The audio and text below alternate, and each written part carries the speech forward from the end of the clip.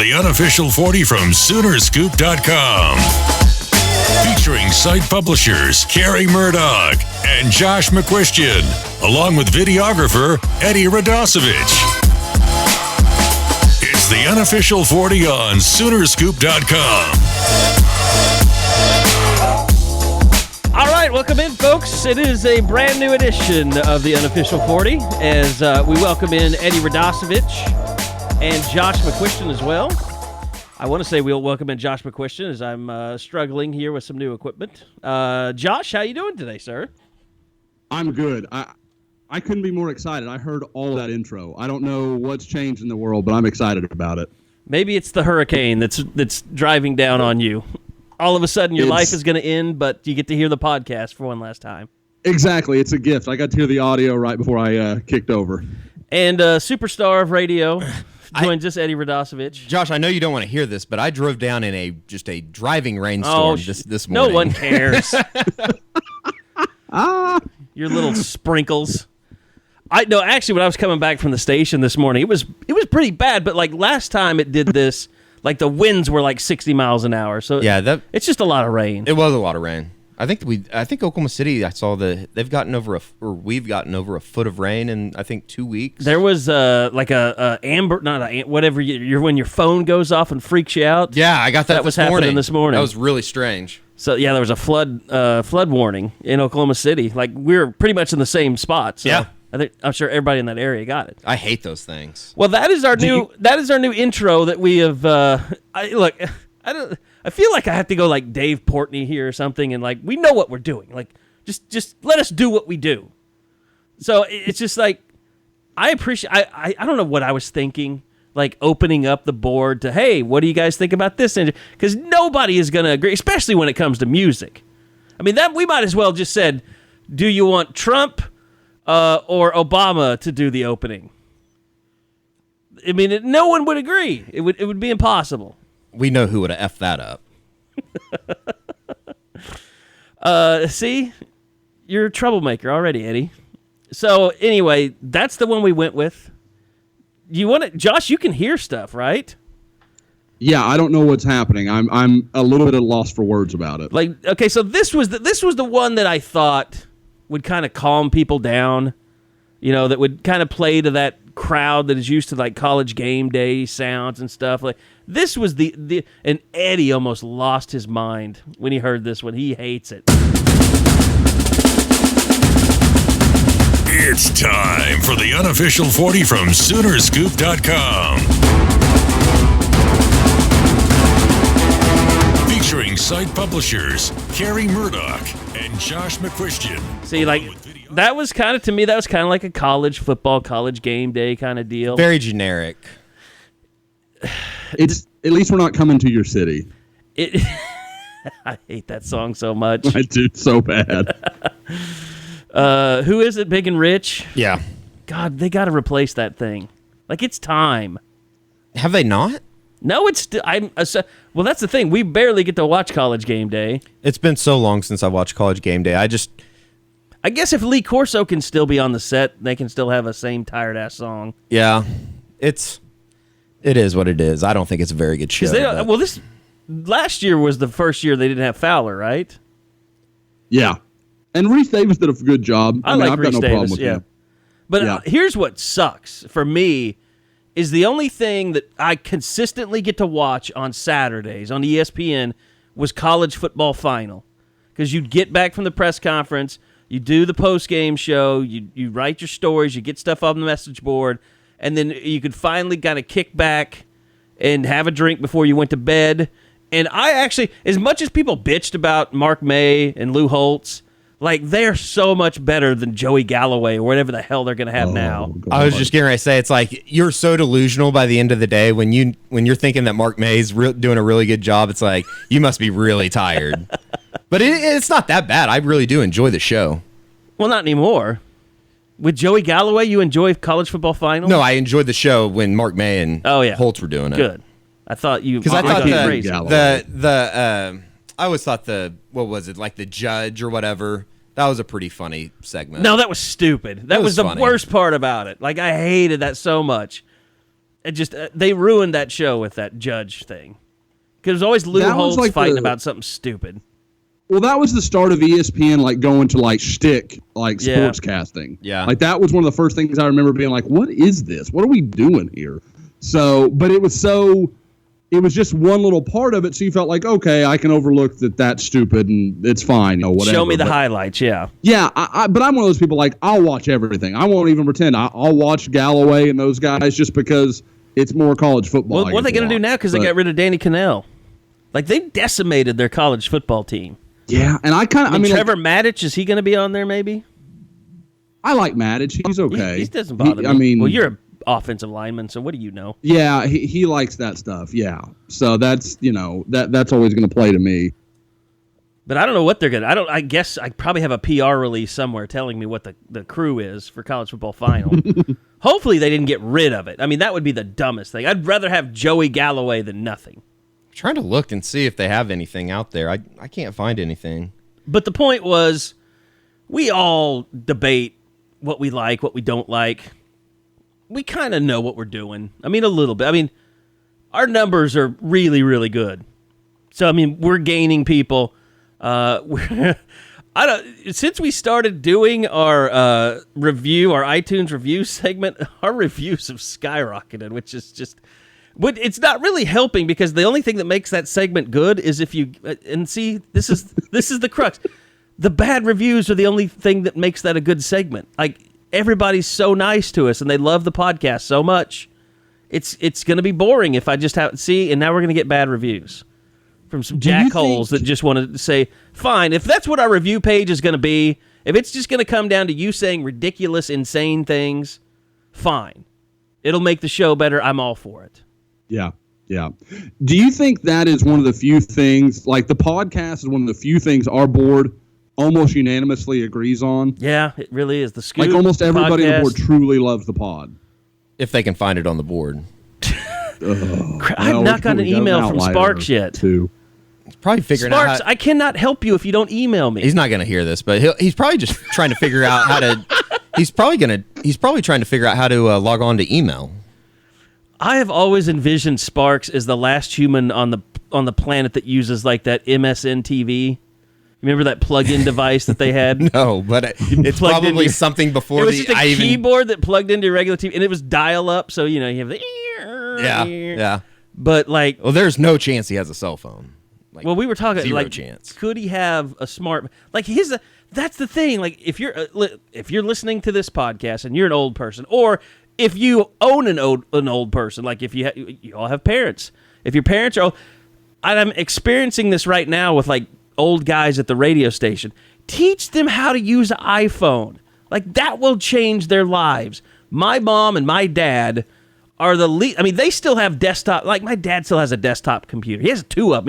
He has a stupid. Like my parents have a sickness. Like they cannot stay out of Sam's Club.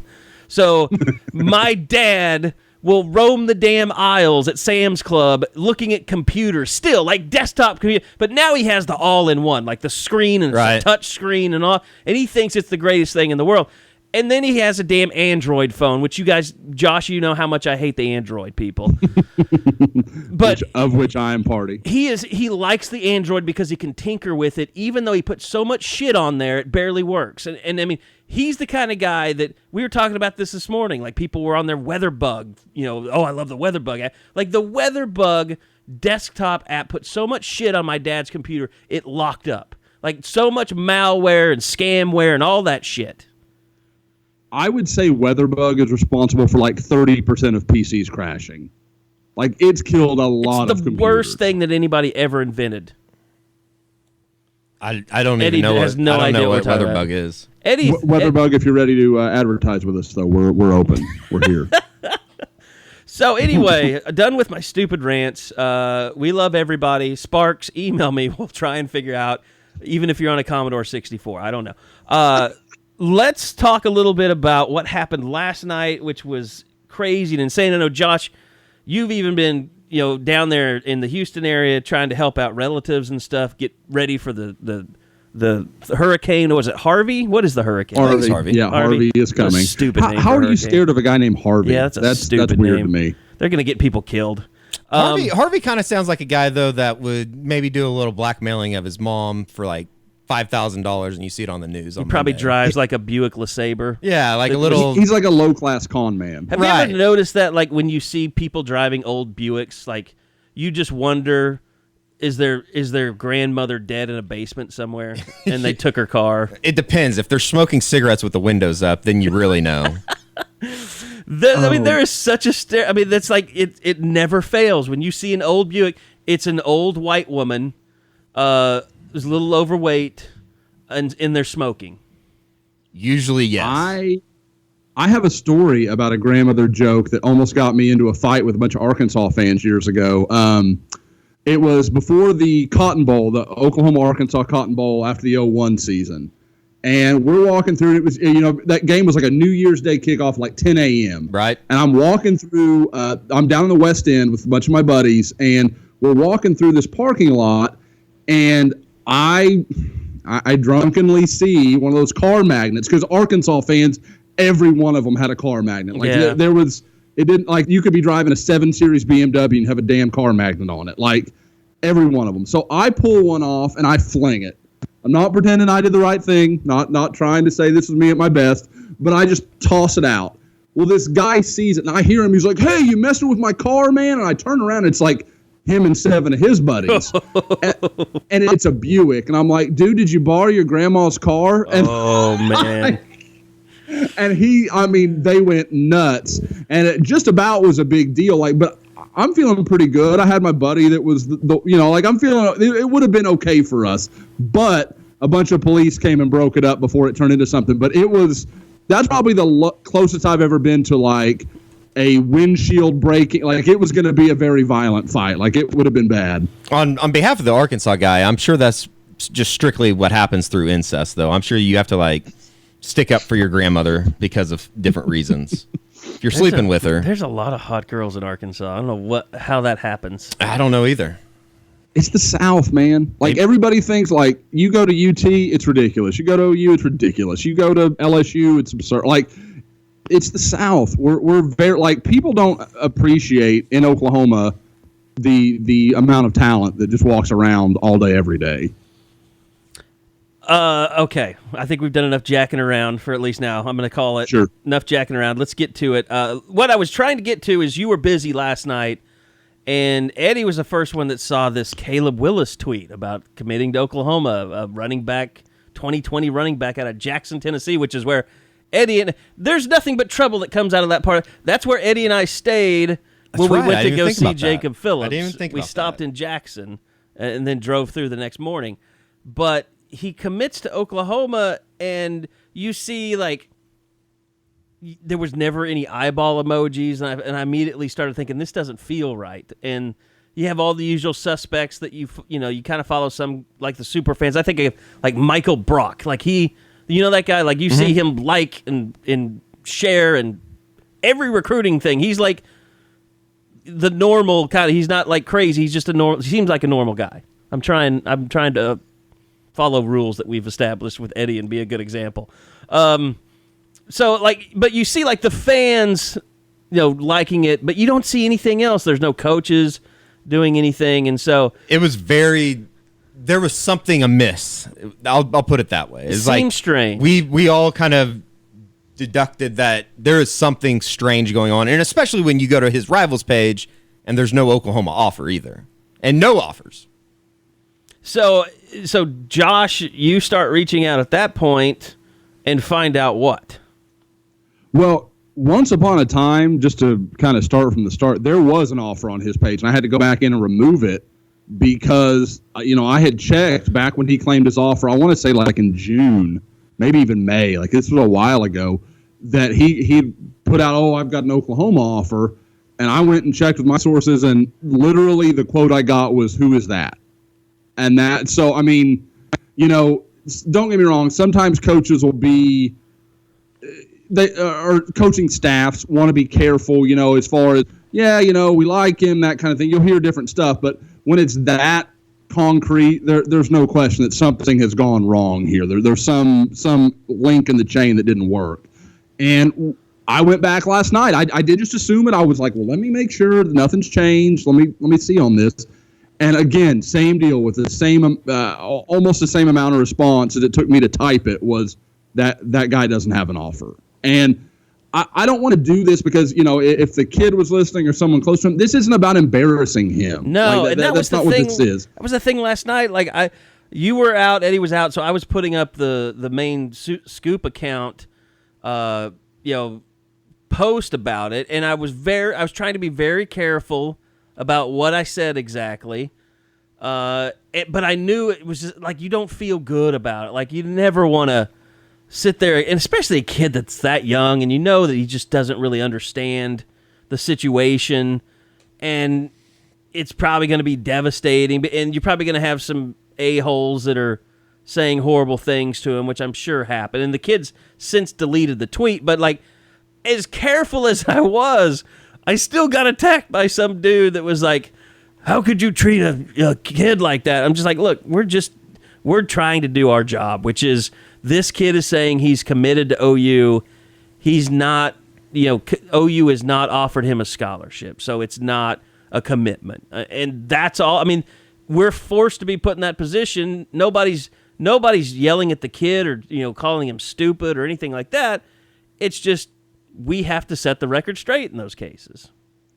And as we have looked at it, and I know we've all kind of talked about it privately, it looks like the kid got duped by somebody. The somebody I think it is already trying to, put out plausible excuses.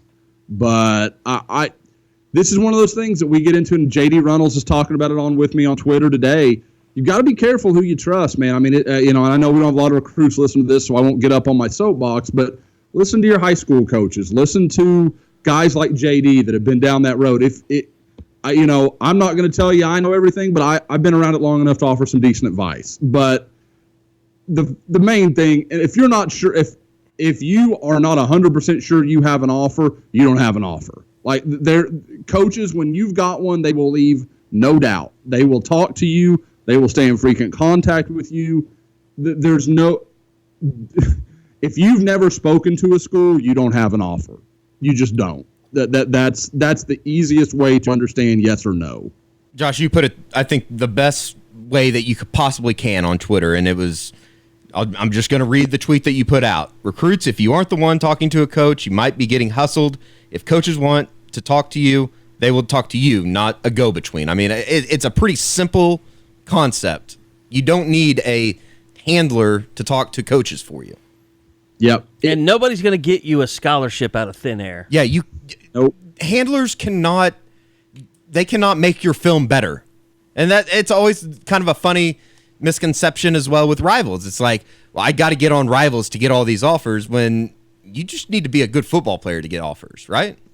I can remember it goes back years ago with a dad that really ended up hating me.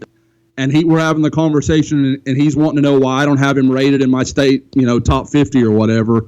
And I said, well, I just don't see him there right now. And he goes, well, he's got offers from Tennessee, Ohio State, all these other places. I'm like, then why do you care what I'm doing? Like, what that offers should be all you're worried about. Screw the rankings, screw Rivals, screw all that. That doesn't matter. But we just lost our contract. I know. But, I mean, that's the bottom line. Like, offers are what you're doing this for, not for whether you're a 4-star or a 5-star or what. I mean, screw all that. Your head's in the wrong place if that's what you're worried about. No, I mean, that's right. And I say that to parents privately all the time. Like, yep. It's not something that we should be screaming from the rafters, but in the end, stars, as far as you should be concerned as a parent, as a player, stars don't matter. It's just a bragging rights thing. And I know you get into all these things. I remember, going back recently, the best example I could think of is Stephen Parker and what's the other safety? The kid that went to OSU and isn't playing football anymore. Harding? Dylan Harding. Yeah, Dylan Harding. Like, there was everyone was so up in arms because Dylan Harding had all these stats that Stephen Parker didn't have, yet Stephen Parker was rated so highly. And I mean, look at how it's played out. I think we were right on that one the whole time. I mean, there are reasons besides stats that kids have. So, like Jalen Redmond, there's really no reason he should be a 4-star except that we feel like he's a better player than what his rating was. We feel like he's a 4-star guy. Well, I don't think that there's any doubt that the star system is a very good metric on how good a football player is, right? I mean, even without... It's been proven. I mean, it's a proven... They do that draft analysts every year. Like, there's a reason kids are 4- and 5-star kids. But at the same time, there are really good 3-star kids. To keep myself in Rivals' good graces, they did. I think it was Bleacher Report did the review earlier this year, and Rivals clearly had the best history. I guess the most connection between draft spot and where we had them ranked. And look, here's the thing: we got to have something to do. I mean, we got to go out and see kids. We got to have events where they come in. We evaluate kids on their athletic ability and their size and their speed. I mean, just like the NFL does. I mean, the NFL doesn't care if you played at Oklahoma or Texas A&M Commerce. If you can play, if you can go out there and defend passes and run routes with people or whatever, I mean, that's all they care about. They don't care about the All-American lists. So at all levels, there's a difference between productivity and potential. And Baker Mayfield's a great example of that. A very cocky example of that. Yeah. I just mean, it didn't matter where he was ranked, and he didn't get a scholarship offer, but he kept going. By the way, that's going to be really cool. We're recording this podcast on a Friday. The E60s that they're going to have, I think it's 10 a.m. Central Time. I've got it on my DVR already. I think it's ESPN2 is where it's going to show, but they're going to have the Baker Mayfield. It's going to run about 15 minutes with a commercial break kind of in the middle. And then the Rickey Dixon thing, which is really hard to watch. I mean, I watched some extra segments on it today, and he is, he's deep in the throes of ALS. I mean, he's going to die soon. And he is fighting to get as much money as he can from the NFL for concussion symptoms as he can for his family. And it's a real tragedy. And Rickey Dixon, I know you guys are too. You guys aren't young enough to remember, or you're. I don't know, Josh. You probably don't remember Rickey Dixon. 85. What were you doing? Were you in diapers? I was like 4. Okay. I was about Lanie's age. Yeah. So yeah, I mean, I remember him a little bit in the NFL, but I don't remember him at all in college. In college, he was. I mean, you talk about Roy. He was a electric Roy Williams. Like, he was all over the field. He hit like a guy that was gonna have. I mean, I'm sure he had a lot of concussions in his lifetime, but he was a ball hawk. He and I think it was the Moore kid from OSU. I think ended up with the career lead in receptions in the old Big 8. So, I mean, he all time, like, he's the all-time Big 8 leader in interceptions. And this is on Sunday morning, right? Sunday morning at 10. So it's definitely worth it. And it's weird because he was out at a Rivals camp about 3 years ago at Cedar Hill, and he came up to me, and I thought, I didn't know who it was, and after I talked to him, somebody was like, yeah, that's Rickey Dixon. And I was like, there's no way, because he had already started really losing a lot of weight then. It had just started down that path a little bit. But I talked to him. He was super nice. It was like, Boomer Sooner, man. And, could not have been a nicer guy. But I thought maybe there's something not right with this guy. And then they told me it was Rickey Dixon. And I told this story maybe already. But as soon as I got back, I called Charles Thompson. I said, hey, Charles, I just spoke to Rickey Dixon. Something's not right. And then he kind of told me the story, what was going on. But I don't even know if they had diagnosed him with ALS at that point. It's really sad. It's crazy how stuff like that just so quickly, too.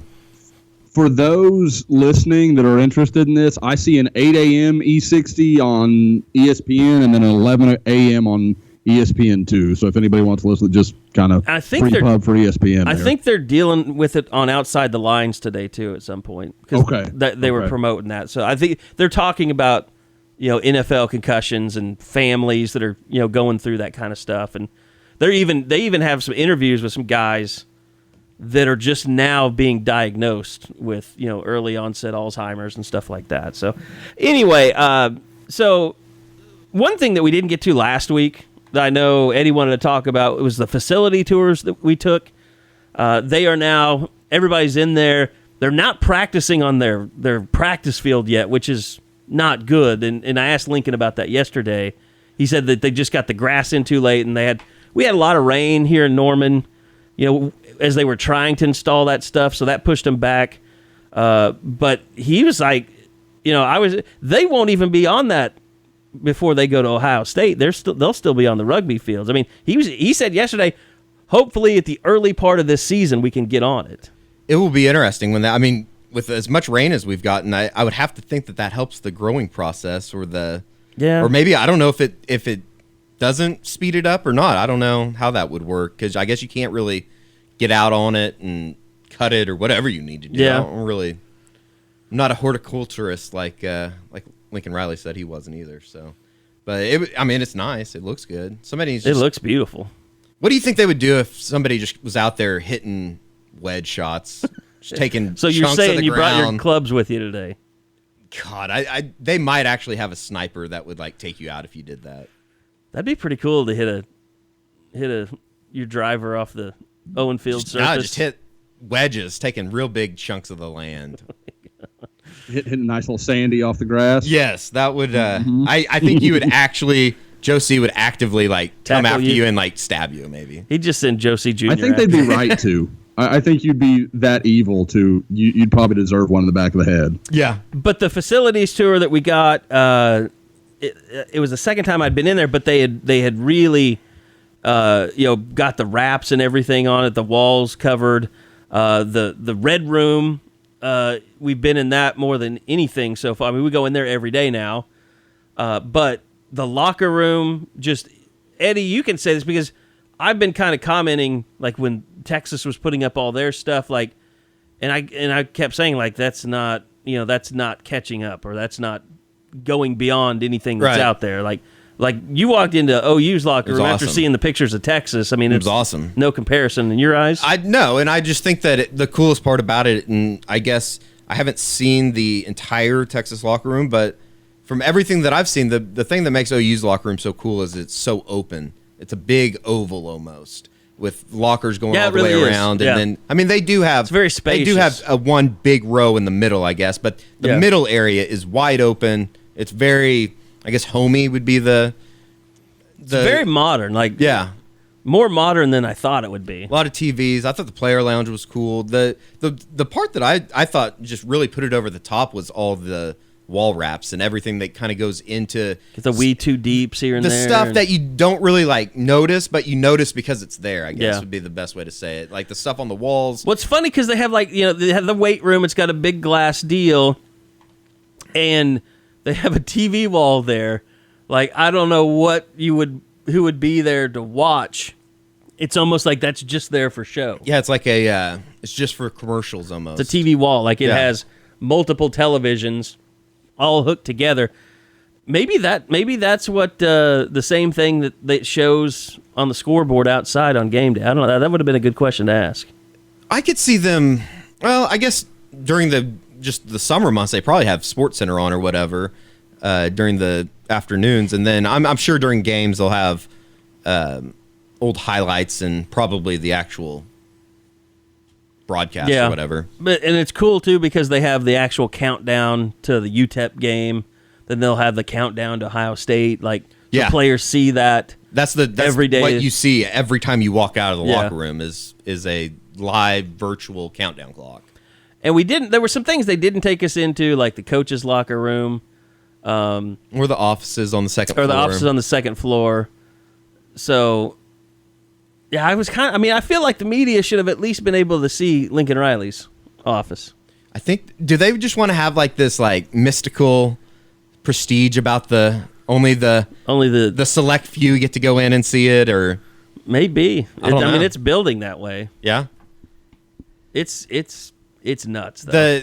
I thought the NFL stuff too was really cool with them having jerseys for every player. Yeah, I like that. There's just really... Except they didn't have Gabe Eichert up. Yeah, he needs to make a phone call up there. Oh, I think phone calls were exchanged. Phone calls have been made. Phone calls have been made. Donations have been stopped. Well, he's marrying a member of the Loves family, so... If you don't see Loves advertising at OU games anymore, let's that's just what say you know. I am pretty confident that he was contacted by one Joe Castiglione. Formally apologized to. The thing, that's the kind of stuff, though, I think that will come across to recruits as extremely cool. When you were actually able to see, like, shit, they have 55 All-Americans or whatever. They have and those were a active lot players in the NFL. Even without Gabe Eichert's jersey up there were a lot of jerseys on that wall. That was a big wall. Those are all Stoops era, right? Yeah. I'll put up, when we get the podcast up, I'll put up a video of that wall so everybody can see it in that. I think we've got some pictures up. I still have to put up the full photo gallery. That's something I will still do. But and then I think, the cold tub room is obviously kind of a beauty room in that, they can turn the lights and make it all Vegas-y, and or it can just be regular lights. And then they have, TVs that they can watch in there. Here's the thing, like, iPhone 7s, were they waterproof? I have no idea. I don't think so. I thought no, the 7s are. Yeah, the 7s the are. ones before that weren't. I have a 6. It's not waterproof. But that's the thing. Like, how many phones are you going to ruin? I don't even know if you could take a phone into the cold tub.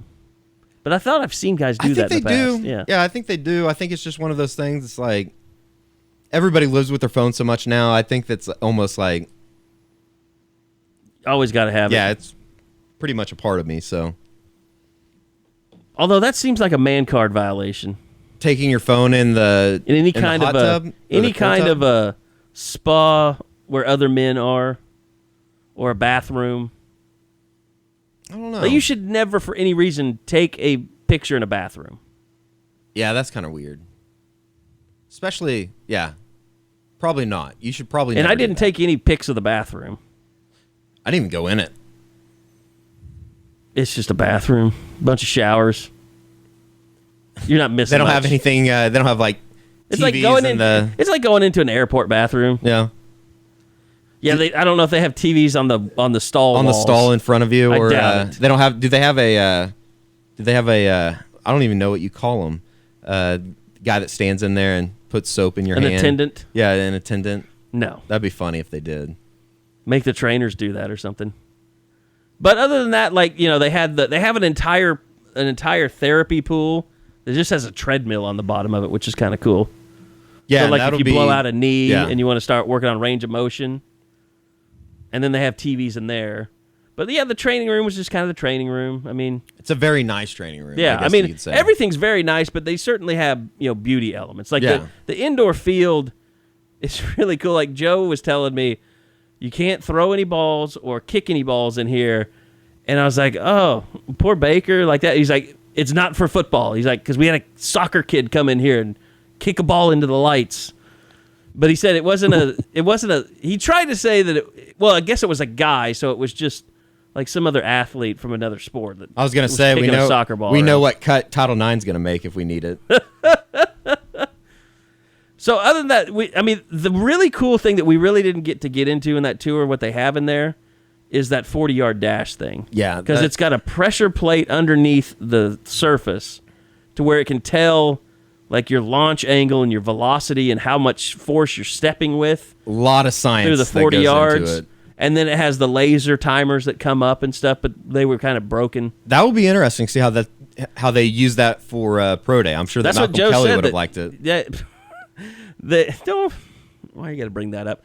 Joe said they want to try and incorporate Pro Day in there to some degree. Which it would be a great way to. I mean, because you don't need the. I guess you can't throw in there. But the thing is, they have that TV screen.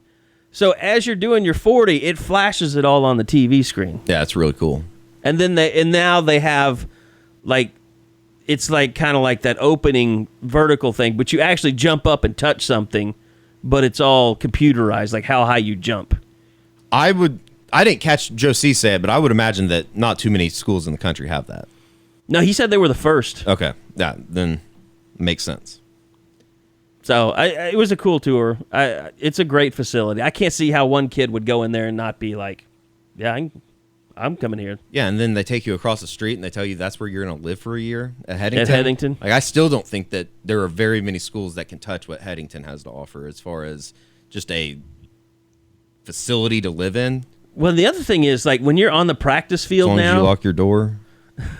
when you're on the practice field now, like the view out there, like those residential colleges, it's really cool. It's like the coolest looking campus that it's ever been at OU. If you haven't been to Norman in the last 5 years and seen Headington and how that whole, I guess, corner of Lindsay and Jenkins has transformed, I think you'd be blown away by just, it's kind of cool.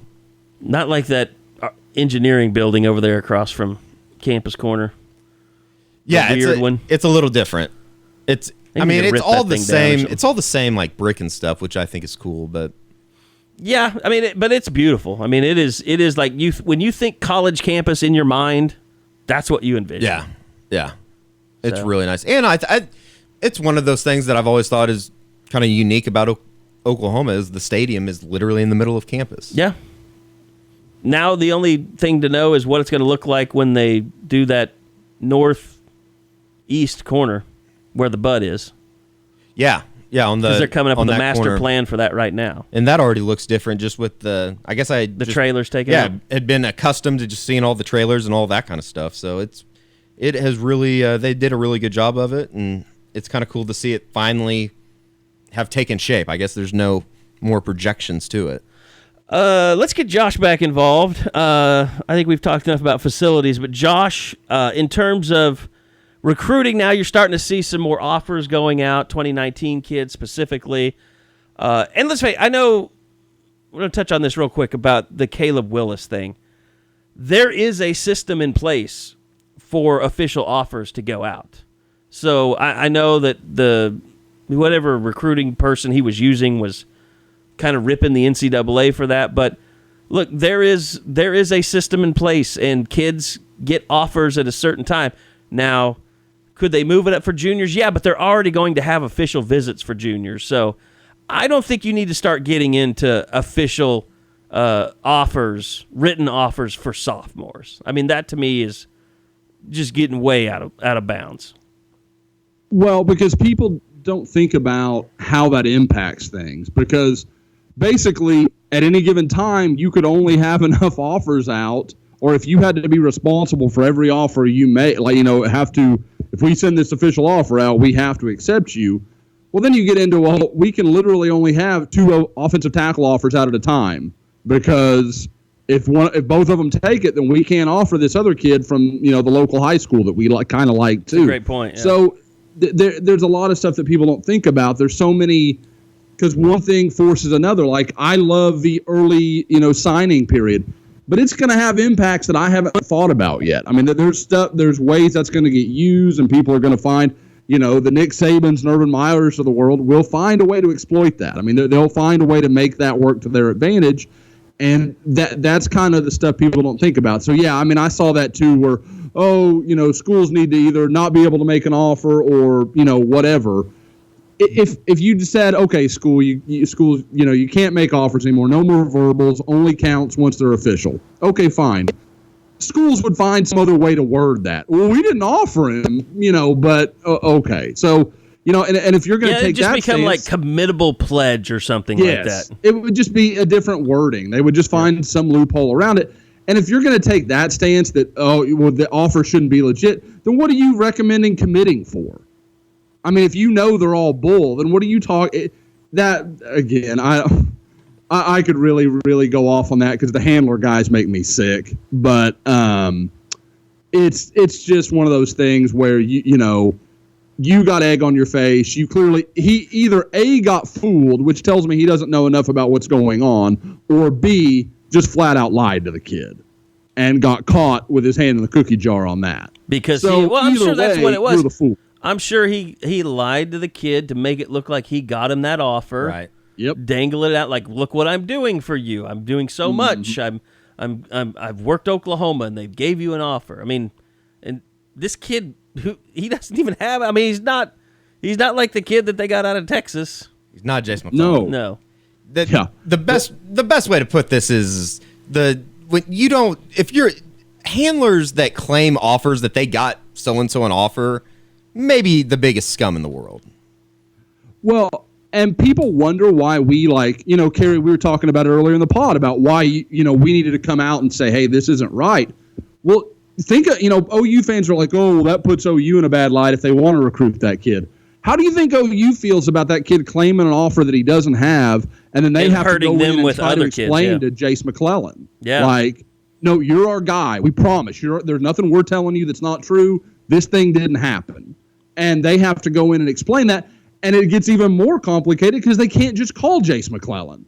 There's all these rules, so like it's really hard for when a kid's that young to contact him. There's so many ways so many things you can't do. So that's one of those things where I can't even imagine how frustrating that is for a coach, because you've got to go and fix something that you had nothing to do with. Yeah, that's the part that we see, and I don't think the coaches really care about us. I think they love the fact that we went out and said, hey, this guy does not really have an offer. So I don't think there's any question. Josh, first off, let's talk to Eddie about where you went last night. You were up at the Westmoore Norman North game. You've got some footage already up on the website. Brey Walker last night. Drake Stoops had a really nice night last night. But I watched the Brey Walker stuff early this morning. He moves better than I've ever seen him in that video you had from last night. He's in great shape. He's striding he's actually running and striding down the field, which I haven't seen a lot from him. And Josh, I know you've had a chance to watch it now, but Eddie, just kind of your impressions of what you saw last night. Yeah, it's just really funny to see a 6'6", 320 guy move as well as Brey does. I mean, he is. It's hard to remember. And Josh might be able to help me better with this, but I can't remember a guy that is that big. And I mean, he's the 28th player in the country for a reason, I would think. He is so much bigger, so much more skilled than a lot of other people at his age. It's just hard to put into words or fathom what he actually is if you don't see him in person. And, I like I told you guys before, I think that sometimes it does look like he gets a little bored with blocking guys that, if he wasn't out there, would be big guys, but they just look so small compared to him. So I still haven't seen him. And I guess this is kind of bad to say, but I still haven't seen him just go out and just completely dominate a night.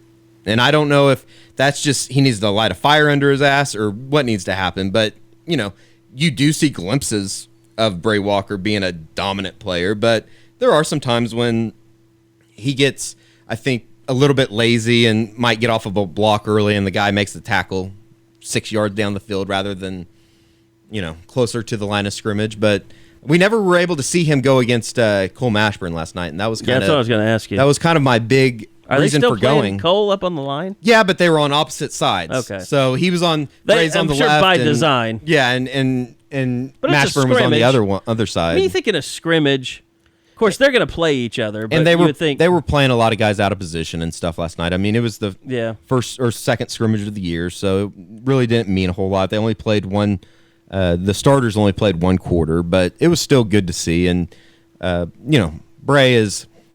You can see why a coach like Bill Beatenbow would look at him and think, God, I can't wait to get my hands on him.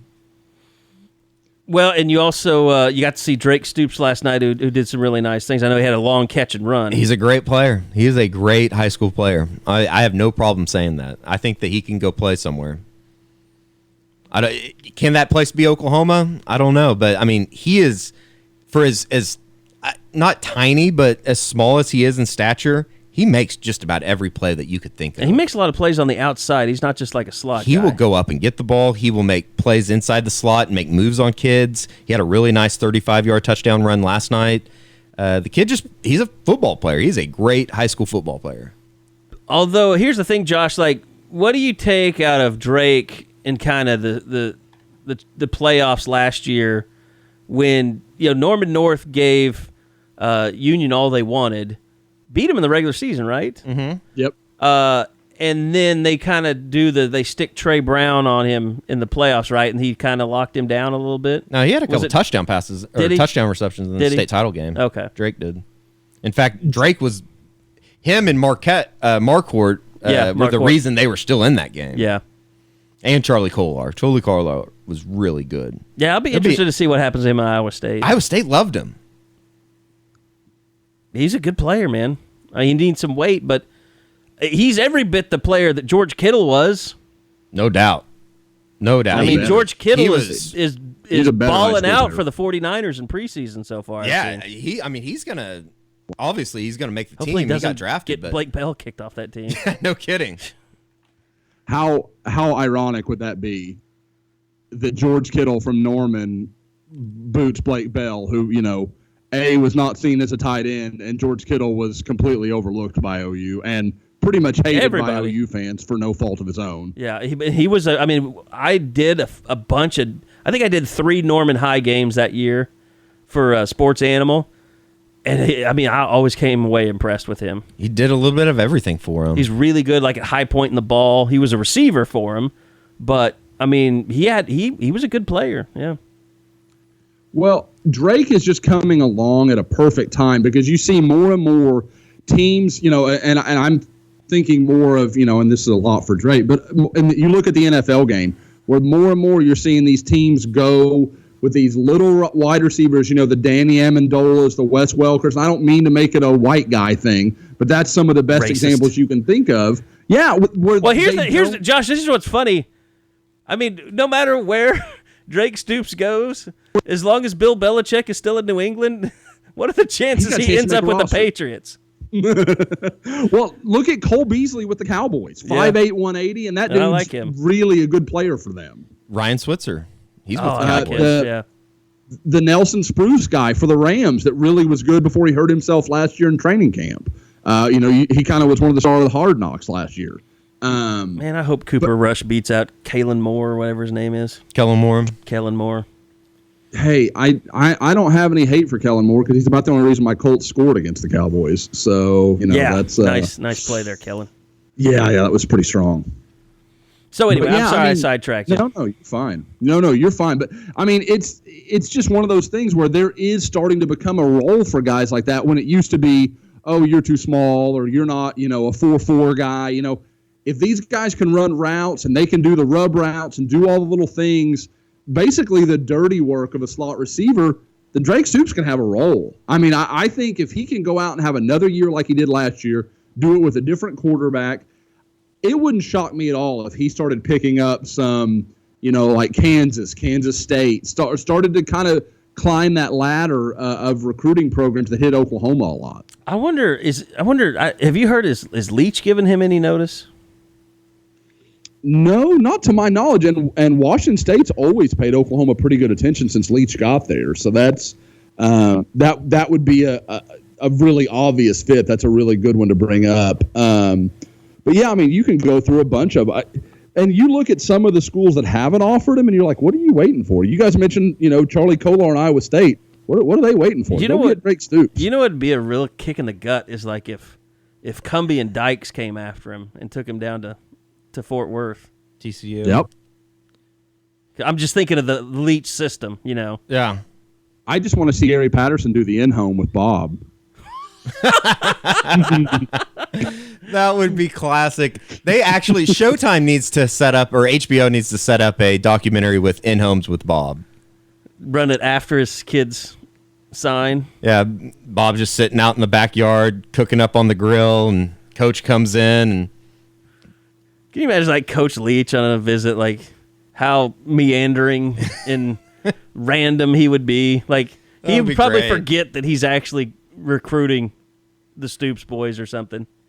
That would be great. What did Isaac do at all? If anything? He played receiver. He had a couple of really nice grabs. Because he's switching there kind of full time, isn't he? Or is he still going to play defense? He played a lot of wide receiver last night. He didn't play much cornerback. I don't know if they were just giving other guys an opportunity or what was going on there, but he had a couple really nice grabs in traffic. He took I think it was a little slip screen, 15, 20-ish yards.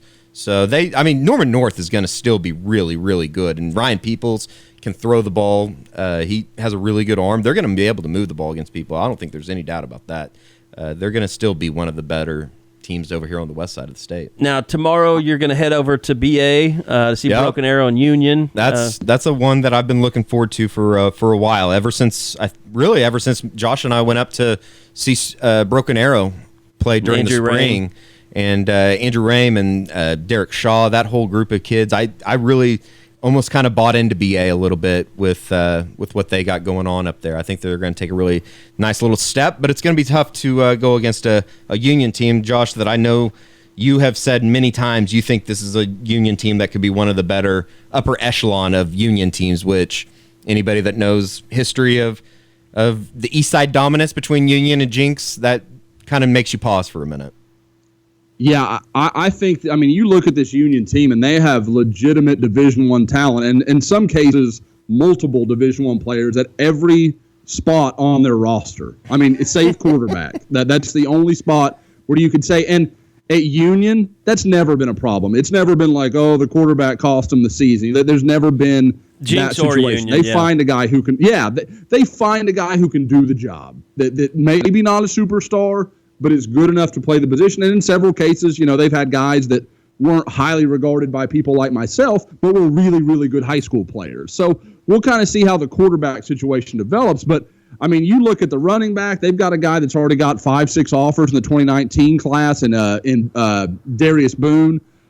You go at, safety, Pat Fields. I love their young corner, Jatravis McLeod. I'm going to say that wrong.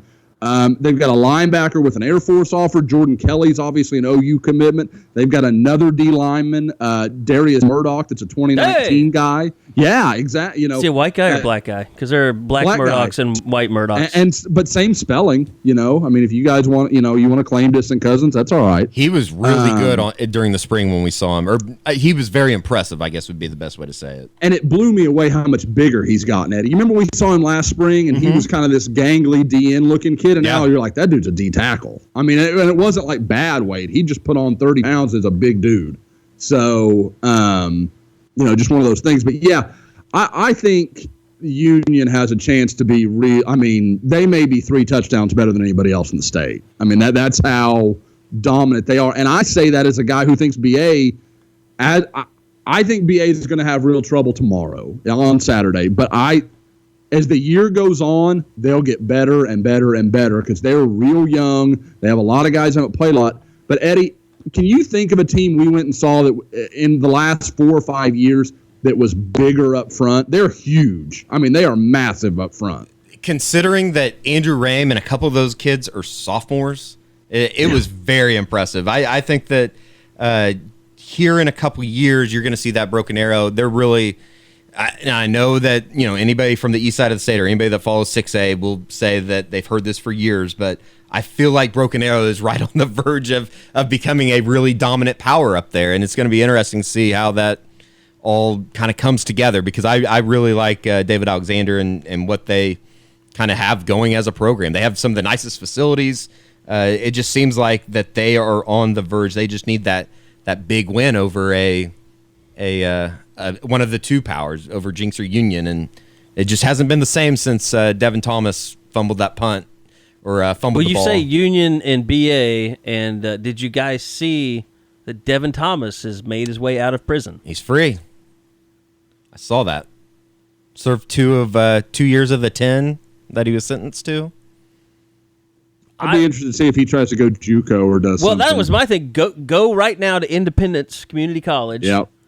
And you can be on Last Chance U. I would love to see that. Get him on Last Chance U, and then next season he'll be taking handoffs from Chris Robinson when Florida Atlantic takes. Hey, Netflix would probably pay his enrollment. Tuition, yeah.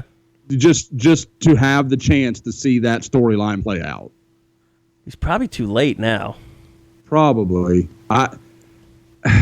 I don't know. He's literally one of the best sophomore backs I've ever seen. Yeah, he was unbelievable. That's all we talked about. Oklahoma, he was so good. That is all we talked about during, what was it? I guess 2011? Well, that was I remember that team, they had a senior back that was steady. Cameron. Well, Cameron, he was the guy, Cameron was before Devin Thomas came along. I remember being at BA, and this might have been back when Casey was playing Thompson. Oh, okay. And like Cam Wren was the guy in waiting, but they put him in, and he was always better than the starter. And so you were like, oh, this is the future at BA. Then the next year, Cam Wren gets ready to take over, and then Devon Thomas is there, and you're like, well, this guy's better than Cameron Wren. By a lot. Yeah. I mean, and by the time they got to the state championship, it just became the Devon Thomas show. They were. Oh yeah. They were the 2 best minutes team in away the state from. that They year. were 2 minutes away from winning the state championship. Yep. Or maybe the three. only two teams 3.5, 4 that I thought had a chance to break the Jenks Union run was Muskogee, and I think 06 when they'd already beaten Union, and they went to Jenks to play that year, and it was they and Jenks were 1-2, and they put their starting quarterback named Rel Lewis that went to Kansas after this injury. Yeah, I remember that. They put him on kickoff return. He blows out his knee on the kickoff return, and they had to play Jameel Owens at quarterback, and they were never the same again for the next 3 or 4 years. But, I mean, you talk about it. They had Jonte Bumpus, Stacy McGee, Rel Lewis. They had like 8 guys on that team that went Division I, and they were better than Jenks that year. They got greedy with wanting to get the ball in Rel Lewis's hands, and it just didn't work out. And he got hurt on the opening kickoff. They fumbled it. It was a whole debacle. And then that BA team, I think, was the best. Again, it's an interesting parallel to this year, because going into the year, I thought that was a good BA team, but they really, really improved as the year went on. But this group has got a lot of room to grow. And actually, since Eddie and I saw them in the spring, they actually got a quarterback transfer from Rogers that is like 6'4" and can run. I know J.D. Runnels saw him a few weeks ago, and he really thinks the kid's got a chance to be a good player. And if they can get a dynamic weapon, even as a guy they use as kind of a change-up at quarterback, it gets scary. I mean, they could maybe jump up and sneak up on Union. What's interesting, we haven't talked about Jenks at all. Mm-hmm. I mean, that's where Jenks is this year. What happened? How badly will they beat Owasso this weekend? Will it be close? I think it'll be close. Owasso's got some good pieces, and you talk about the right guy leading the charge. Yeah. Bill will do some things. There's no question. But I mean, Jenks are such an it wouldn't shock me at all if it goes late in the game, and then Jenks just comes up with a play, because they're Jenks and they expect to come up with a play like that. There's something to be said for kids knowing how to win a game. But you guys had told me that you just, or maybe I'm thinking this wrong, but hadn't you told me that Owasso just doesn't have the talent really yet? Proctor's a stud, but no, and they've got the Wayne Jones kid that's going to K-State, and they've got an offensive lineman that I like, kid named Jason Bell. Across the board, no, they don't have it yet, but Owasso's always big. I know they'll be big again this year. Yeah, they are big. And I just think there's Proctor will come up with a few plays that nobody else in the state could make. Yeah. And they'll keep it close. But if you told me it's 24-17 and Jenks scores one late to go away, 31-17, I could buy that. I had a prominent media member tell me yesterday, I think, that he thinks that Bixby will beat Jenks in week 2. And he's from Tulsa. Josh, I think we would both agree with that. I don't think I would argue with it. I'm telling you right now, if you said at the start of the season, and this is assuming Bixby gets the quarterback play to a strong level, 80% of what they got from Tanner Griffin, if they can get that, they might be the second best team in the state, period. They're really, really good. They've got a dynamic receiver that nobody knows about yet, a kid named Brennan Presley that's a sophomore. He could be the guy like we're talking about Drake in a couple years that's a small little slot, real quick, that's just a nightmare to cover. People were telling me about him. Coaching staffs that weren't even Bixby's coaching staff were telling me about him last year, 3 games into his freshman year.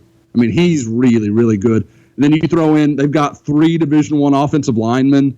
They've got some defensive pieces that are really nice. They're really stinking good. They'd fight BA tooth and nail. I'd bet you money. Josh, just OU recruiting wise, anything on the radar for you right now? And I guess we should say we had scheduled a trip for Josh to go out to see Spencer Rattler this weekend and TJ Pledger and Unajay because IMG was playing out in Chandler, Arizona. But unfortunately, with the hurricane and everything and having the family and a pregnant wife, we just kind of decided that it'd be better to make another trip another time. So unfortunately, we won't be able to get out there for all that this weekend. But so I just thought I'd throw that out there, Josh. But anything else kind of on your radar with OU and recruiting right now? Well, I think the one that's obvious right now is, and I'm going to try to say his name right because I said it wrong in the interview that he and I did, Delarrin Turner-Yell. I believe it's how you say it. It's not Delarrin. It's something like that. I need to go back and listen to the audio because he actually said it for me, and I'm going to blank on it now. But the safety offer from Hempstead, Texas, went and had a chance to see him live last weekend, a week ago today, actually, and very impressed. I mean, one of those kids, his tape is so exciting and so fun to watch. He was the kid that was committed to Baylor, right? Yes. Yeah, I'm sorry. Yeah. But I had heard, he's so small and he's so tiny, and I go to see him, and he's 5'10"-ish, 170. I mean, like, he's not the biggest safety I've come across, but certainly wasn't, the run of the litter or anything. He was bigger than I expected him to be, I guess you'd say. But on his tape, I mean, for those that haven't watched it, very violent guy, loves to come up, play, and hit, whether it's a receiver crossing the middle or coming up and playing run. He just loves to be in the middle of it. What's interesting this year is that it seems like he's making a tradition to a more natural safety. Did I say tradition to a natural? Transition to a natural safety. He's kind of played as an in-the-box guy. Kind of, the first guy that came to mind when I watched his tape was Ante Jones. For OU fans that go back a little bit and kind of remember him, was a safety in build, but pretty much was a linebacker in the way he played. And with this guy, they're working him to play more of a safety role.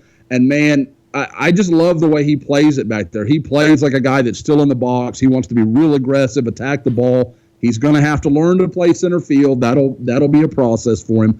But I like him, and he's expected to announce tomorrow his new commitment since decommitting from Baylor. I think it was maybe last Wednesday, something like that.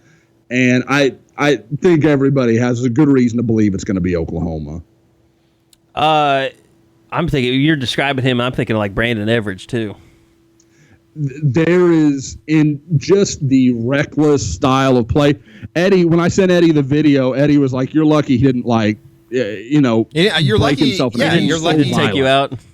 There were a couple hits that it was just like, oh my God, he just might have broke his neck, but he got up. Yep. He's a very violent. And there was literally one point, and it's so funny when I watch these high school games because, like, you go to a Jenks or Union scrimmage, like the second Pat Fields feels a little stinger in his shoulder, he's done. Like, we've got somebody else we can run out. It's fine, Pat. You just hang out. We're going to need you this season. At a little school, they kind of look at him, and if he says he's all right, he's going back out there. He came off the field twice that night and still went back in the game. And one of them, I was like, oh, he's done for the night. There's no way. Because, like, he comes up and he's kind of rocking his shoulder back and forth, and you're like, oh, man, he's either just dislocated or it's a bad stinger. And within 4 plays, he's back out there on the field. And while I love it for video purposes, it's if it was me as a head coach, no, put those shoulder pads away, hide them from him. He's not going back out there. So he's a tough kid. Like, I liked him a lot, getting to talk with him a little bit. I think people will like the things he had to say when he talked about when he went up to OU for the barbecue. He's a kid that, I talk about this all the time. I'll talk with certain guys, and I'm like, I think they'll probably be okay at OU. And then I talk to some guys, I'm like, that's an OU guy. Like that, he fits what they want, their mentality, kind of how they look at things. He's right there. That's Turner-Yell. He fits OU to a T. Anything else you want to hit on in recruiting? We got the 2 offers went out today. 3, actually. There's another one that went out a little while ago, again to a defensive back in Georgia.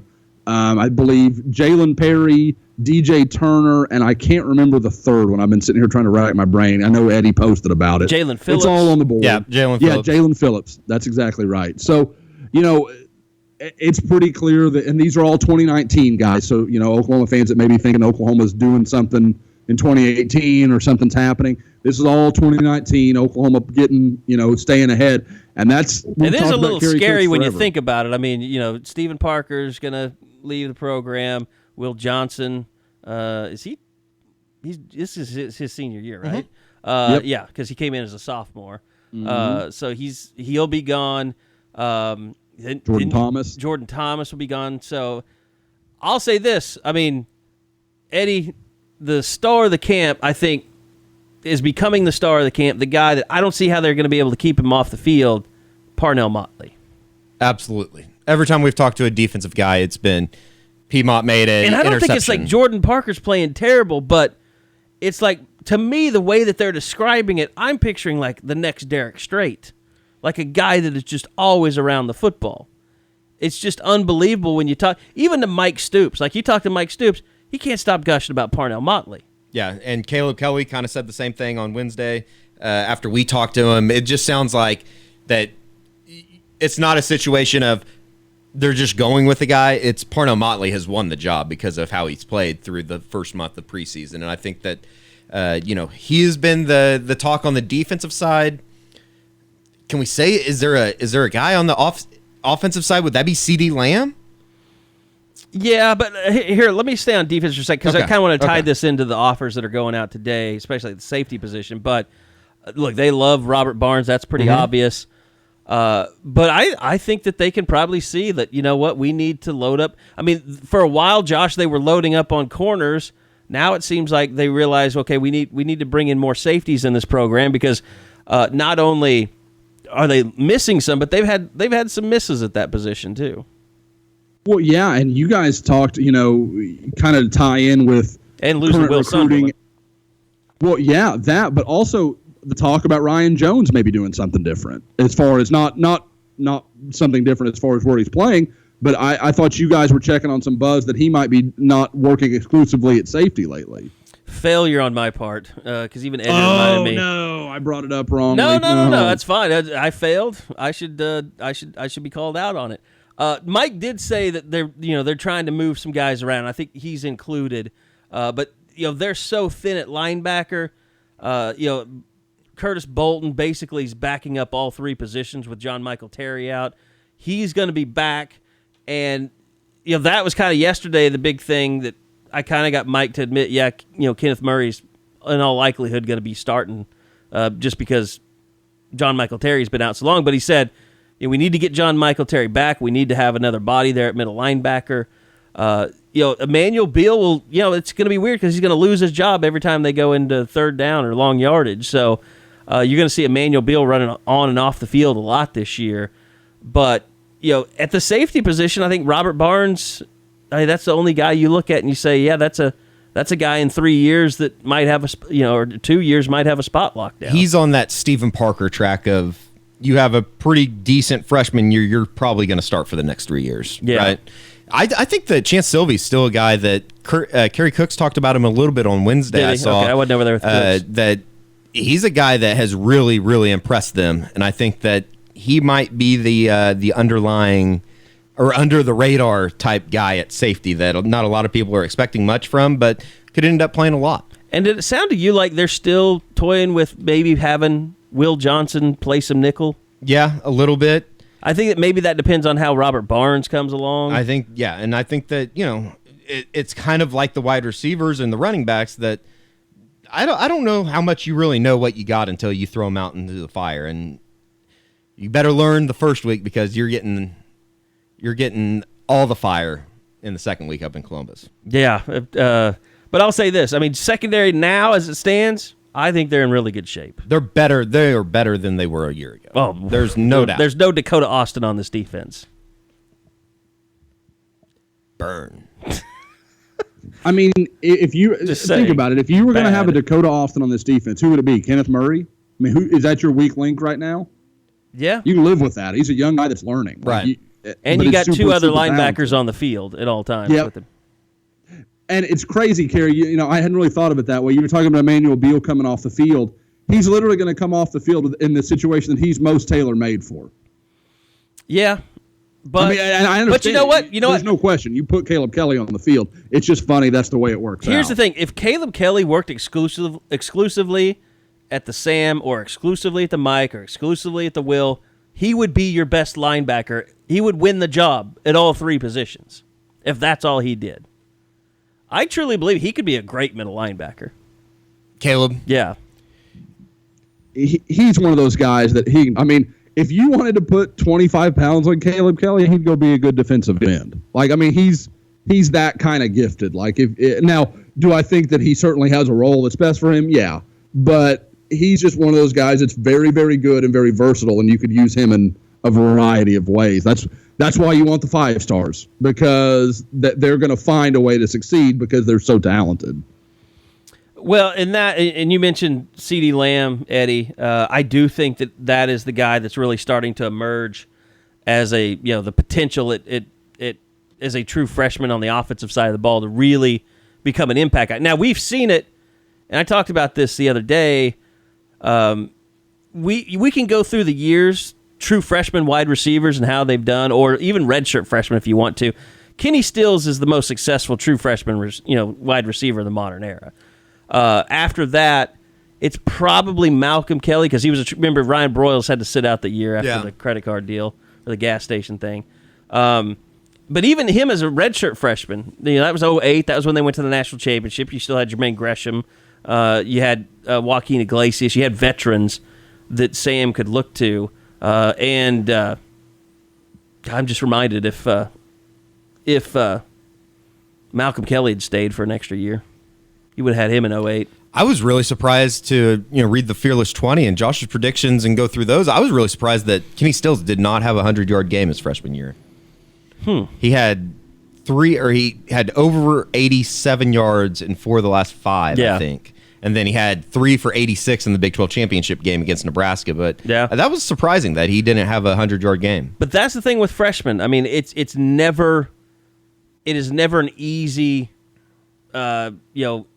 insertion. No one really. I mean, maybe like A.J. Green was fantastic as a true freshman at Georgia. I think maybe he was one of the best Julio receivers. Jones had growing pains. Yeah, Julio Jones had some growing pains. Of course, their offense was even more archaic when he first got there.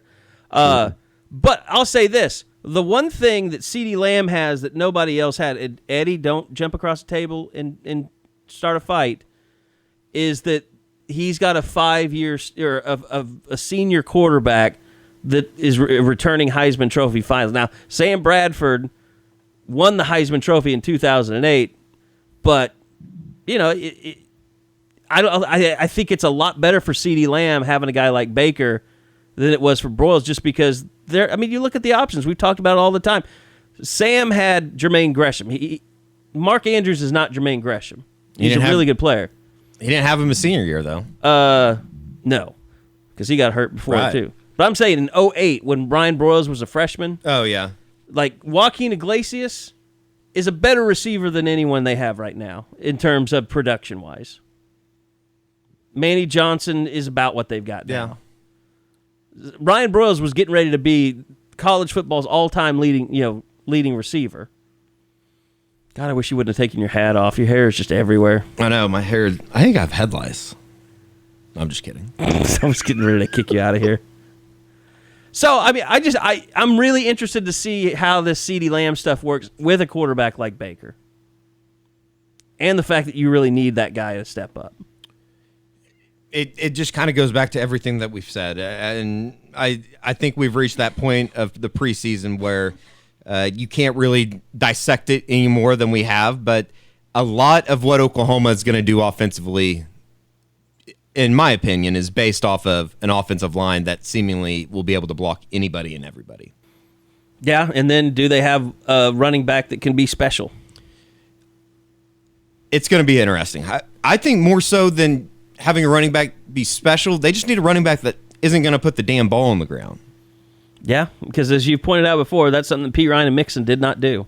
Ever. Well, they did it, but just not often. Right. Usually the only time P. Ryan did it is when his ankle got shredded. Yeah.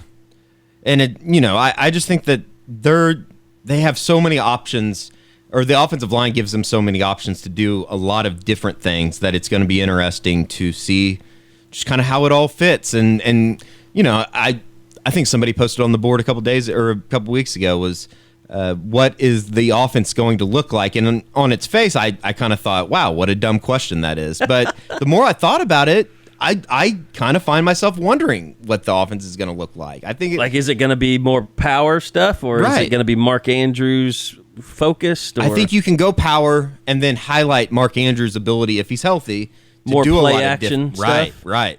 But I guess you have to have a good run game to do that. I mean, Jeffrey Mead is a great one-on-one receiver to have down the field, I think. Right. I say that. We are led to believe. I would love to see and this is kind of like our podcast with the offensive lineman, which I still love that idea. I still think that could be really, really smart if OU can use it right. But I would love to see them go jumbo, double tights, and then just have Baker bootlegging out to his left and have Mark Andrews kind of working across the middle, from the play's backside. With his speed, all that, I think that play would just be almost unstoppable with an athlete like Mark, and with the way defenses are going to have to respect OU's run game. Here's one thing though, and we could talk about this crazy stuff. I thought about this. After OU lost that Texas game, was that Lincoln's first year as coordinator? Yep. And it was over with, and I remember during that was the game where Josiah St. John was tipping off everything, whether it was a run or a pass. And that was the first time Lincoln was really under fire. And everybody kept coming at him with all these questions about, well, do you use Dimitri Flowers more? Do you need a lead blocker for Pirine and Mixon? And I remember him not being defensive, but he kind of, and this is probably the Bob Stoops school of him learning how to stick to his guns. But he basically said, look, we have a system here that we run. We believe in it. We're not going to make a whole bunch of changes, just because of one game. Now, I'm really curious to know if that's the way Lincoln is going to be between seasons. Like, does he account for the fact that he has all these offensive linemen? Or does he just simply say, look, this is my offensive system. Baker runs it. I've got the pieces to plug into it, and we're just going to keep running it. I think you're going to see a little bit of both, because I do think that, what is the one thing that I think we all think that Lincoln Riley does is he puts players in really good positions to succeed, and I think that by doing that, he will use different. But see, I thought that's where Heupel went wrong, is he tried to morph the offense all the time around his personnel. Yeah. And it just got so watered down and convoluted, and it never really had a rhythm that they could build. Yeah, and I now that I'm kind of thinking about it, I do think that that's one thing that Lincoln Riley has said time and time again is he believes in his system. Yeah. Or the system. And that's really the biggest difference between, and why he's had so much success, and the difference between him and Heupel is he stuck to he knows what offense is. He stuck to his guns. To be honest with you, now that we've had this conversation, maybe there's some stuff in goal line that you see like that, but I think for the most part, you're still going to see two backs. Mm-hmm. You're still going to see Baker Mayfield doing zone read. You're still going to see play action, but you're still going to see 4 and 5 wides a lot. You're going to see empty backfields. I think that's who Lincoln is. I think that's what he has to do. He's had, is it 2 straight years of a top 15 offense? Yeah. He knows what the hell he's doing. 2 straight years, I guess you could even say, weren't they 11 in 2016 and then top 10 last year? I think so, too. So yeah, I guess you could say top 12. Almost 2 top 10 offenses. He's one of those guys that has earned the credit. There's sometimes when people will be like, well, they're a college football coach. You should just respect what they think. Man, okay. If you want to live that life, that's fine. That's great for you. You got to earn. Lincoln Riley has earned the right for people to kind of wait and see what he's going to do. I think it'll be fine no matter what he does because he's got a really good mind for it. But yeah, it was like when people used to get upset about who this guy offered or that guy offered. If Brent Venables tells me a linebacker can play. Yeah. That's period. Now, do certain other guys, because Bruce Kittle offered an offensive tackle, I don't suddenly believe that guy's a great offensive tackle. I'm gonna judge for myself. But with Venables, I'm gonna say, okay, Same deal with Lincoln Riley running an offense. You have every reason to believe that whatever he chooses to do and however he manages it is going to be a good decision for OU. Yeah, I agree. And I think that's just you have to do it. You cannot get into this, well, you got all these offensive linemen, you need to use them. If you lose to Ohio State the second game. No, you just can't. I mean, you have to allow him to run. It's just like with Leach. I mean, Leach has a system. He runs it. He's very rigid. He's more rigid than Lincoln is, I would say. But he still has those games where his quarterback throws for 700 yards every once in a while. Like, he just sticks to his guns, yeah. He knows what the hell he's doing. All right, get something playing in the back. Oh, you know what it is? It's our stupid rival site. Wow, we got a lot of rivals love on this pod. No, we are not a fan of the video either. I will say in closing, very cool. Jaxon Uhles now on full scholarship. Yeah, I'm good buddies with one of his cousins. Went to high school with him. He doesn't have to build really cool. furniture anymore.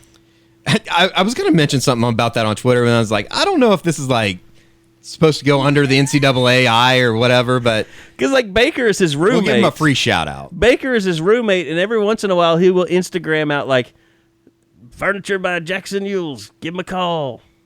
It reminds me of one of my favorite scenes from Meet the Fockers. If you're going to be like Jesus, might as well be a carpenter or something like that.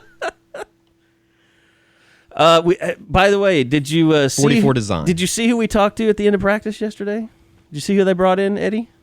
Austin Seibert. Seibert. You did Seibert on purpose that time. Austin Seibert. And big Pat McAfee guy, so he must be a big Barstool guy. Yeah. And I asked him if he was going to retire, and he said no. But Austin Seibert, just one of the cockiest kids ever. Like, he was just... I felt like he was subdued yesterday. He was subdued, but it was a very cocky subdued. I think you just have a thing. I want him to Austin be cocky. Seibert I want him to exude be really cockiness. Yeah, you need that out of your kicker. But he said he was never. I thought about asking the question, "What happened? Like, why weren't you here this summer?" But I didn't. Nobody else did either. But he did kind of go into, that he felt it was good that he got away and that he could just work on kicking. So, I mean, did he say he worked with Chris Cole? Yeah, he said he went up and worked with him for, I think, a week or something. It wasn't anything exclusive, but he did go, I guess. And Jay Bulwer says that retest him. His place kicking is excellent right now. But let's face it, I mean, he hurt OU pretty bad last year. Houston, Ohio State. You believe in Seibert making Seibert making a 42-yard field goal, or Jeffrey Mead hauling in a 15-yard touchdown? Mead. What was the distance again? 42. Mead. All day Mead.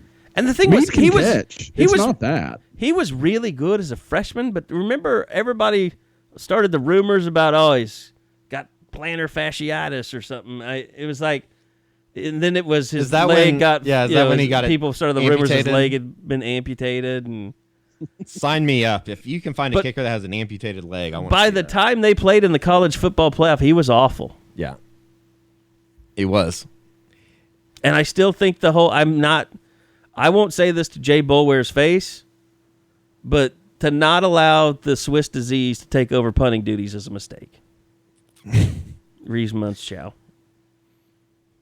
He must have some holes in his game. Well, he said the other day, he was asked about it, he said, we're a directional kicking team, and that's a really tough thing for a freshman to take on because if you don't kick it in the right spot, you're vulnerable. You're very vulnerable. My thought was stop being a directional kicking team. Yeah. Or just score every time and don't kick. How about that? I don't know. I'm not... I think people have every reason to be concerned. Yeah. It's just the exact opposite of what I was talking about with Riley. There's every reason because he's given you every reason to doubt him. So at some point he's got to do it. And right now he's got more bad than good. So how long does it take for his confidence to just completely shatter? That's what you worry about. All of a sudden he's Roberto Aguayo. Jesus. I was going to say the Buccaneers could use a kicker with some swagger. Ain't Nick Folks either. They could just use a kicker. Robert Aguayo, though, I saw out of Bears camp that John Fox said on today on Friday that he's been awful, pretty much. He hasn't been accurate. So that guy, he needs to have like a full weekend bender just to clear his mind. Maybe just stop kicking for a year. Take the year off and come back. He's got that second round money. Yeah. This is the first thing that I thought about on Hard Knocks was he probably needs to sell that truck. He's not going to be able to afford it. Gerald McCoy's been the star. Yeah, it's been awesome. I've really enjoyed it. Jameis Winston is annoying. He's annoying. He's an idiot. That whole chant he tried to do that was like 7 minutes long. Yeah, Fitzpatrick was like, yeah, don't do that again. No, he just goes, I like the chant, man, but shorten it. Yeah, too long. It's too long. But yeah, that was that'll be interesting. And it was interesting, the whole D.D. Westbrook angle. The guy that he had all the yardage on. I didn't realize that when I watched it. Yeah. When I was watching it. I'll go ahead and throw this out there. Dirk Cutter, I don't think he's a very good coach. No. Like, he keeps talking about the energy being low, and then he's like, come on, guys, pick it up. And then, like, he walks off. Like, wow, that really got him going, coach. Yeah, making him run sprints and stuff. And the way that Jameis Winston just stood there and stared at him like when he was giving the lecture to the team, it was creepy. I was like, what are you doing, If Dirk Cutter goes missing, we might need to... I don't know. That was weird, though. All right, we're going to get out of here, but it is time for reading your reviews. Unfortunately, everything's almost 5-star. I mean, look, stroke our ego, please. Here's Sooner Grad 10. As a Sooner fan that is living in Arkansas, this podcast really helps me stay in touch with the sports programs and other happenings in Norman. It's raining right now. I enjoy the banter and relaxed attitude between the guys. There you go. They are fun and informative. By the way, Toby Rowland on our podcast that we did earlier this week totally approves of the banter. Says do not take it out, no matter how many curmudgeons tell you otherwise. We're listening to the voice on this. We'll listen to the voice of the Sooners. Thank you to this... I guess they couldn't get the CAFF username on iTunes. But a 5-star rating, a must-listen for Sooner fans, a good mix of information regarding OU football, random stories, and fantastic rants regarding the insane fans that accompany college football. These rants are chastened now. Chastened now.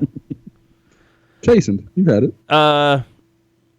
Okay, we got a 4-star review. And this, like you guys said, I think when people that really know what they're listening to in a podcast, they kind of feel like we're 4 out of 5. So Josh, the Sooner fan, maybe this was McQuestion. I really enjoyed this podcast. These guys have a lot of knowledge and the inside scoop on all things OU football. Their football conversation is worth 5 stars. I gave them 4 stars instead of 5 because in quite a few of the podcasts, they go on long discussions about topics such as which player/coach has an athletic head. The guys are funny, but when they get on one of these topics, I usually fast forward until I hear them talking about football again. Definitely recommend the podcast. Did we do that one before? I think we did that one last week. Okay, that's right. This was the 4 or 5 star that we got recently. Sooner Diamond Dave must be a Van Halen fan.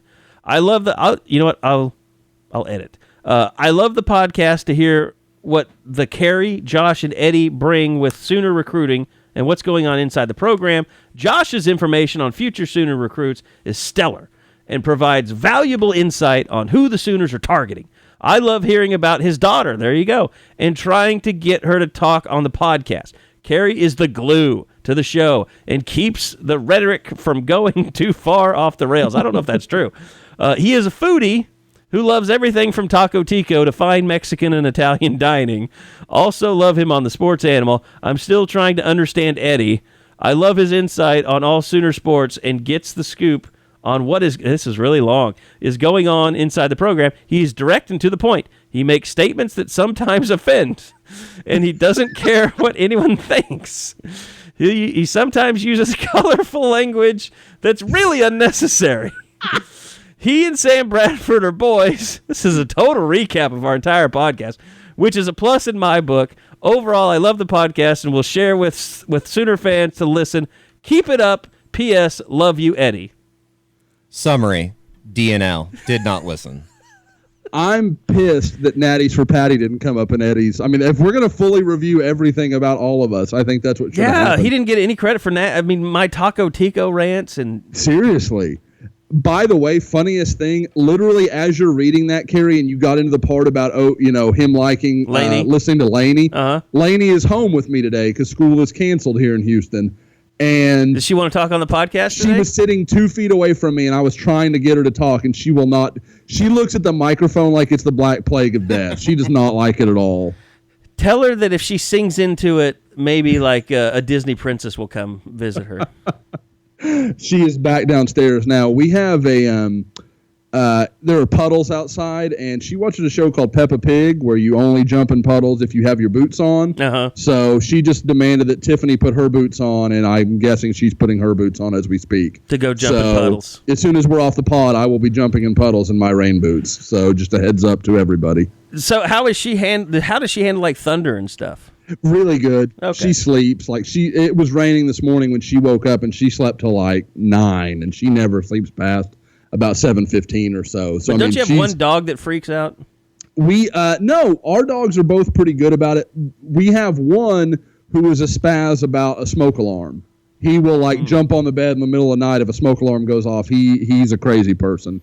So is that the one that does or doesn't? Smoke alarm going off. Is that the one that does or doesn't like Lanie? Doesn't like Lanie. That's Cassius, our Australian Shepherd. He is a little bit temperamental. He's the guy, he never leaves my side. He's kind of a daddy's boy. He follows me around everywhere. So I'm going to check the Australian Shepherd off my list of dog once. Oh, he's a great dog. They're super smart, but he's got some anxiety. So that's, like I said, I think he's the best dog I've ever had, but he definitely has some needs. So Eddie is all packed up and ready to go. Are you and Hugh Freeze going to a massage parlor together or something? No, I'm doing radio today again. Where? I don't know. I'll let you say. On the franchise. Okay. From 3 to 6. What station? 107.7. I just sit there. I don't say any of that. Now this has to be added to the drinking game. Like when Eddie's doing fill-in. Yeah, I'm filling in from 3 to 6. You got to learn to drive your show. Listen. You're never going to be able to host until you can drive the show. I would say something against the people that we go up against, but I don't want to get you in trouble. So that would get edited out. But there really is your ass is lucky that I'm allowing That's what I'm saying. There is no option though, another station in the first place. So is there, Carey, you're talking about Eddie driving the car. Eddie, do we have to let Eddie run the pod one time? Okay, no. Eddie, stop that shit. We get a DUI. Stop that shit because I don't need the headache. You're going to get a headache on your own, but you're not giving me a headache. For what? For saying things like you just said. Like what? I'm not going into my office. That's why I said I and don't want to having get say, you in how trouble. do you have a pod? No, I heard what you said. You're acting sly, like you didn't just say something, and you totally said something. Oh, that's amazing. I won't say anything. I don't want to get any phone calls. You're almost getting in as much trouble as I get into these days. Yeah, but listen 3 to 6. That'd be good. I'm not putting this. Guess what? Guess what? Just for what you said, I'm not putting this podcast up until 6 o'clock. Well, everybody's gonna be listening to me from 3 to 6, anyways. Josh, stay safe down there. Oh, for sure. Yeah, guys, this is the way this stuff plays. If I would have gone to Phoenix and left my pregnant wife and 3-year-old by themselves, the hurricane would have turned and hit Houston dead on, and it would have been awful. As I decided to stay, we'll get about 3 inches of rain, and nobody's even going to think about it. So that's the way this stuff always happens. All right, well, that's going to do it for us here on the Unofficial 40. Josh, thanks for joining us. Enjoy your weekend of not dying. Eddie, and That's the goal. God. Eddie, enjoy your weekend of working. I'm probably going to send you to some game on Sunday. I don't even know where it is, but after that stunt you pulled, I might be dead after you're going to be Saturday You're going to night. go to Pop Warner. Is what you're going to do. All right, thanks everybody for listening. Thanks for all the submissions. By the way, email Josh at Soonerscoop.com. And if you're interested in subscribing to Soonerscoop.com, we'll get you a special just for listening to the podcast. And also, thanks for all the ratings and reviews on iTunes. Look, if you want to do a funny 5-star one, that's fine. But, I'll just say it. If you want to do like a really horrible 1-star, it's might be better for the show. So thanks for listening. We'll see you guys next time. Have a great weekend. This has been the Unofficial 40. Podcasts from Soonerscoop.com.